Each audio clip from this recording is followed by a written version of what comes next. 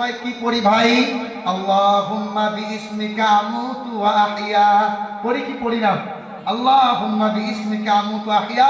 তো ওই মেয়েটা বলে, হে গড, হে ঈশ্বর, দিস ইজ রাইট, আমাকে সঠিক পথ দেখাও, এই কথা বলে ঘুমাতেন মেয়েটা।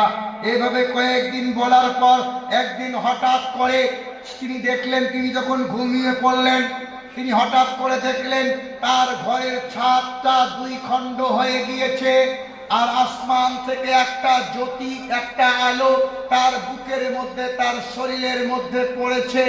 আর ওই আলো থেকে আওয়াজ হচ্ছে, সে গুড, দিস ইজ রাইট, লা ইলাহা ইল্লাল্লাহ, সে গুড, দিস ইজ রাইট, লা ইলাহা ইল্লাল্লাহ।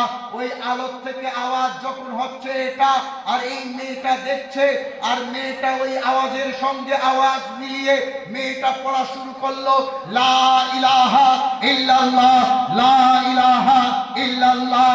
তার জিকির উঠে গেল। তার পাশের রুমে তার মা বাবা ছিল।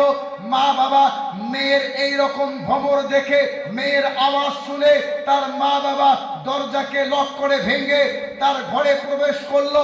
ঘরে প্রবেশ করে দেখছে মেয়ে শুধু বলতেছে লা ইলাহা ইল্লাল্লাহ, লা ইলাহা ইল্লাল্লাহর জিকির করতেছে। তাকে জাগানো হলো। জাগানোর পরে তাকে জিজ্ঞাসা করা হলো, বলে কারণটা কি বলে তো? তো মেয়েটা বলছে, বাবা, আমি যখন রাত্রেবেলা ঘুমাতে যাইতাম, আমি এই দোয়াটা পড়তাম, হে গড, হে ঈশ্বর, দিস ইজ রাইট, আমাকে সঠিক পথ দেখাও, এই কথা বলতাম। কিন্তু বাবা, আজ আমাকে যিশু খ্রিস্ট এসে আমাকে দেখায় নাই, ঈসা মাসিহ আমার কাছে আসে নাই, আমার কাছে এসেছে লা ইলাহা ইল্লাল্লাহ। বাবা, আমি ঘোষণা দিলাম, এটাই সঠিক পথ, এটাই